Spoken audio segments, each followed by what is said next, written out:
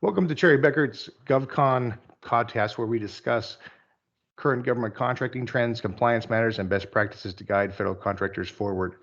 Today, we're going to be discussing small business topics concerning the 8A program. I'm John Ure. I'm a tax partner with Cherry Bekaert, and today with me is Susan Moser, their industry leader for the Government Contractor Services group here at our firm. Today, we'll be taking a look specifically at the life cycle of an 8A company inside the SBA program. Thanks for joining me today, Susan. Thanks. Welcome. Happy to be here. And we'll kind of kick the program off today. We'll repeat a few things that we've mentioned in previous podcasts just to kind of set some groundwork. So to begin, we'll kind of give a quick program overview of the 8A program and then move through some of the stages through the life cycle of a company that's going through the 8A program. So as we've discussed in previous podcasts, the 8A program is really a very beneficial program. It helps small disadvantaged businesses compete and do business with the federal government, kind of getting them started so that they can graduate from the program and then compete for larger contracts. The purpose of the program is to help them efficiently learn to compete and receive competitive set-aside and also sole source contracts up to $4.5 million for the goods and services, $7.5 million for manufacturing, and to get them started in this government contracting industry. There's opportunities to pursue mentorship from experienced firms through the Mentor Protege program, as well as to do joint ventures with other government contractors. Qualifications, we've talked about this also in previous podcasts, but just briefly, obviously have to be a small business to be eligible for the program. The company must be owned at least 51% owned and controlled by a U.S. citizen or U.S. citizens who are socially and economically disadvantaged. We go through those definitions in other podcasts. There are also some financial thresholds that the owners must meet. They must have a personal net worth of $7,500,000 or less, excluding certain assets that we've talked about before. Have an average adjusted gross income or AGI of $350,000 or less every year, and then have less than $6 million in total assets, minus retirement accounts. So the SBA monitors and measures the progress of each eligible 8A program through annual reviews, as well as business planning and regular evaluations. So today we're going to get started. Susan, do you want to kind of get us started with the developmental stage of an 8A company? Yeah, sure. Happy to do that, John. So as we've talked about in other podcasts, the SBA Business Development Program, it is a 9-year program. It is broken up into the development stage and the transition stage. The development stage is years 1 through 4. The transition stage is years 5 through 9. As we mentioned in other podcasts last year, as part of the relief efforts due to COVID, the SBA actually extended the SBA program, the 8A program, for an extra year to any current program participant. So for some companies, it's a 10-year program, but the standard time frame is 9 years. And so during the development stage, again, that's the first 4 years, knowing what to focus on is really critical to companies' ability to be successful in the program, to maximize their opportunities, but also to stay in compliance. So once a company is certified, as John mentioned, and we have a whole podcast that goes through all of the details on getting certified, it's important for companies to really have a well thought out plan for how they're going to successfully grow within the 8A program. A lot of the early decisions that companies make, and sometimes those can be pretty lean years for companies, and a lot of times the owner is also a doer and is wearing multiple hats and doing different things. But it's important during that time to really focus on establishing the organizational infrastructure to put those basic systems and processes in place. You want to have one of the first things that a lot of contractors need to do is to establish an acceptable accounting system. The accounting system, in order to compete for certain types of contracts, you have to have an acceptable accounting system. Timekeeping and expense reporting are some of the first things that companies need to do. Some of the other things that are done typically early on is establishing an effective and competitive indirect rate structure. So for companies that are new to the government contract world, that is a unique way that contracts are priced. And so really understanding how those rates are established and put together is really critical.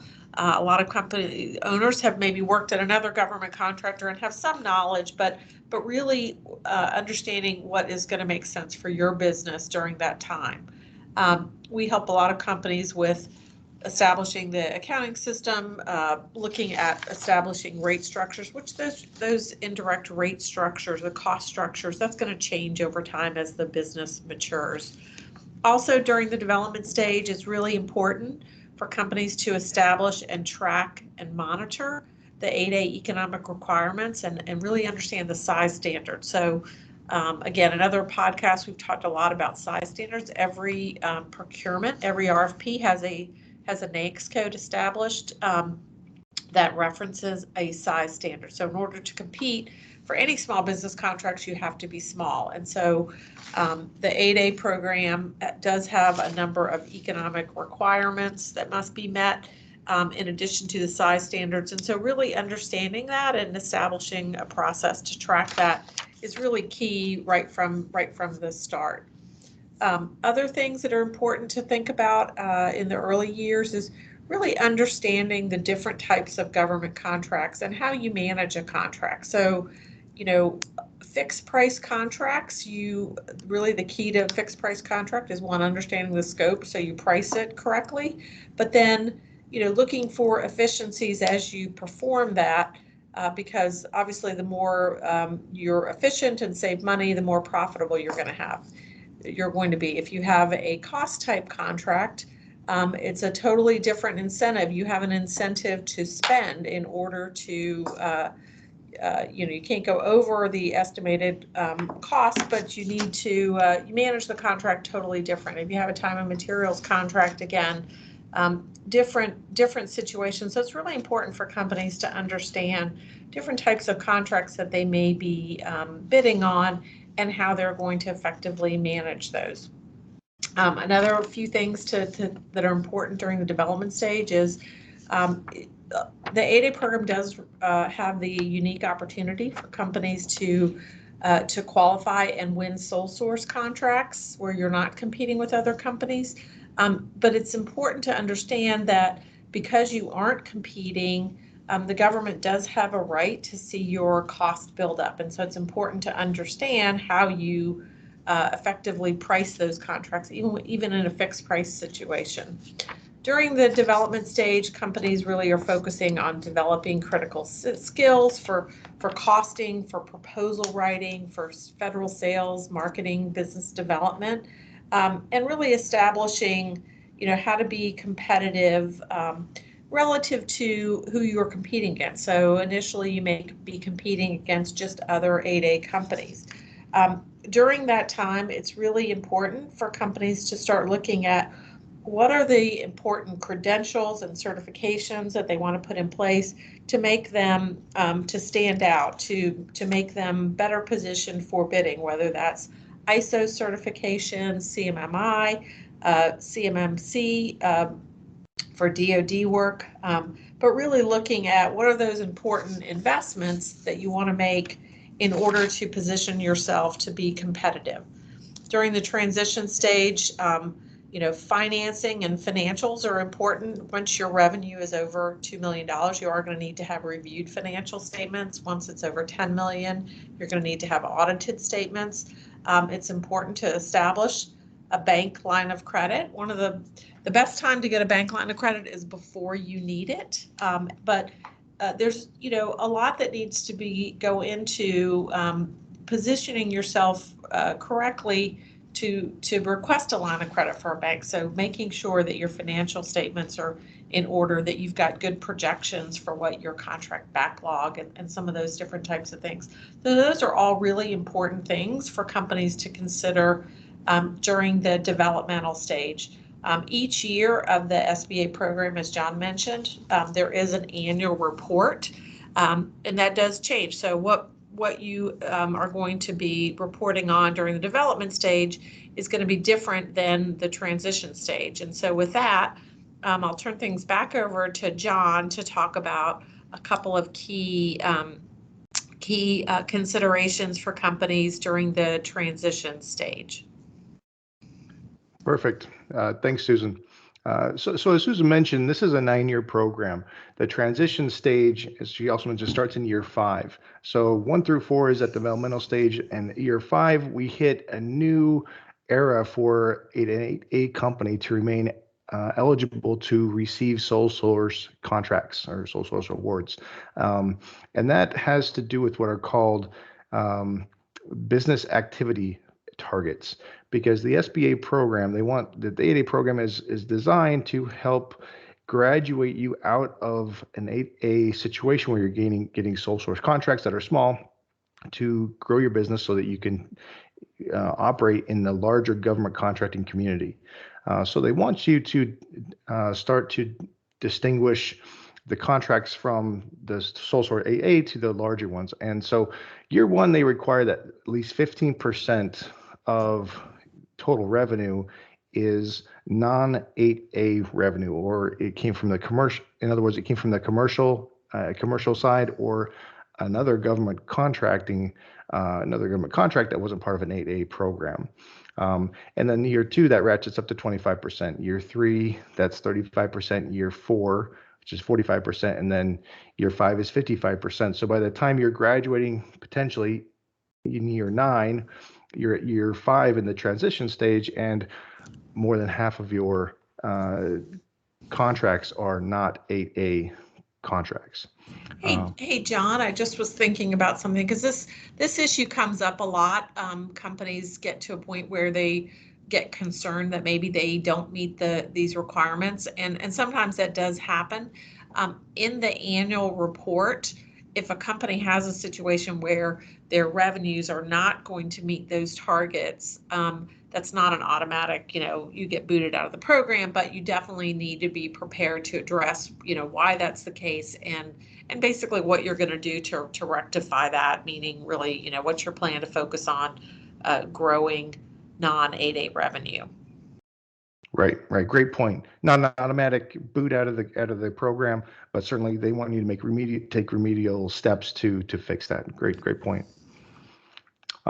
So during the transition stage, as 8A companies are trying to diversify away from the 8A contracts, there are certain other activities that they should be going through to help create value inside the company, to create that growth and development that Susan talked about in the developmental stage. We're now trying to strengthen that. And that includes, obviously tracking and monitoring the 8A economic requirements and the size standards so that you're fitting underneath those thresholds, so that you're not forced out of the 8A program prematurely, or if you are on a path to graduate prematurely, that you're prepared for that. Obviously, also, we want to acquire key talent to grow the business. And this happens in the developmental stage also, but in the transition stage, it's more critical. And a lot of times, developing that key talent means bringing in outside talent. And in this phase, we're especially focused on developing and creating attractive employment plans for these individuals, compensation plans, retirement plans, types of incentives that will bring talent into your company. Also want to strengthen those financial ties that Susan was talking about, and the managerial infrastructure inside the company to handle additional growth as it comes. We want to prepare for cost type contracts during the early years, probably doing a lot of fixed price contracts and more simple contracts where cost type has more compliance requirements, a little more complicated. Tax reporting also becomes a little more complicated as this growth happens because you're likely reporting in more states. Maybe you have some overseas operations as well, and getting that infrastructure set in place is very critical. I'm dealing with a client right now where there are some overseas issues for prior years that weren't handled correctly, and it takes a lot of work, and it's very expensive, and potentially you have a liability sitting out there if these aren't handled correctly and you don't have the infrastructure in place during this phase. And then finally, kind of as you're bidding and proposing on these contracts, you're developing hopefully competitive rates. And during this transition stage, you're really learning how to operate in the larger government contracting industry, what those rates look like, how your bids and proposals need to look, and what makes them competitive. Great. So as we, as companies work through the transition stage, again, really starting, in year 5 of the program, they really want to be looking towards the future and how to position themselves and really get acclimated to the potential to be, to remain competitive and outside of the 8A program, but also be set up for success to deal with new regulatory requirements and just generally more sophisticated processes and requirements. As a small business, there are a number of compliance requirements that are exempt. So for instance, cost accounting standards, a small business is exempt from cost accounting standards. The DoD business system requirements for accounting, estimating, purchasing, EBMS, property, materials management. Those are a lot of companies prior to being a large business really need to start working on maturing their systems and processes. But once you're not a small business, if you're competing for full and open contracts, you're going to have those types of requirements. And so again, you don't want to wait till you graduate to start thinking about how to ready yourself for those. So those are important things for companies to really focus on and really to plan for post, what's your post-graduation strategy? Over the transition stage, you should be reducing your dependence on 8A contracts, but really at the same time focusing on how to strategically win and secure 8A or small business contract vehicles that will sustain you out past your graduation date. And some of that is a strategy on timing. In order to, you can bid on a contract as a small business if you are a small business at the time you submit your proposal. And I think, as we all know, sometimes the federal government takes a really long time to award contracts, and so it could be more than a year. And you could have a situation where you bid as a small business, just say in January of 2022, but by the time the contract is awarded, it could be, January of 2023, and maybe at that point in time you aren't a small business, but as long as you were at the time you bid it, you are still eligible. So, it's important for companies to look at your contract backlog, all of your small business contracts. When are they going to be up? If you do have the ability to influence so that you can position yourself to bid on these contracts while you're still small, maybe in the last year, that will really help sustain you, for the few years once you are no longer small and no longer in the 8A program, because for a lot of companies that can be a really tough transition. And so it's important to really be thinking about that again, really year 1 of the transition stage, so that you are successful. As you do prepare to graduate, again, your cost structure, your proposal pricing abilities really need to be matured as you compete for larger opportunities. Your ability to manage larger contracts, utilizing more subcontractors, is going to be important. But you should also be looking at opportunities for you to mentor, other small businesses, other 8A companies to potentially transition work to, when you're no longer eligible, that you can, can be kind of flipped where they're the prime and you could be a sub. entering into, mentor-protege arrangements. Maybe you were in a development stage, you were a protege company, but as you prepare to graduate, you would be in a position to be a mentor in a mentor-protege with another small business or including an 8A company. As your businesses do mature, again, getting ready to prepare for larger teaming arrangements, maturing your business systems, preparing to be subject to full cost accounting standards is really going to be important.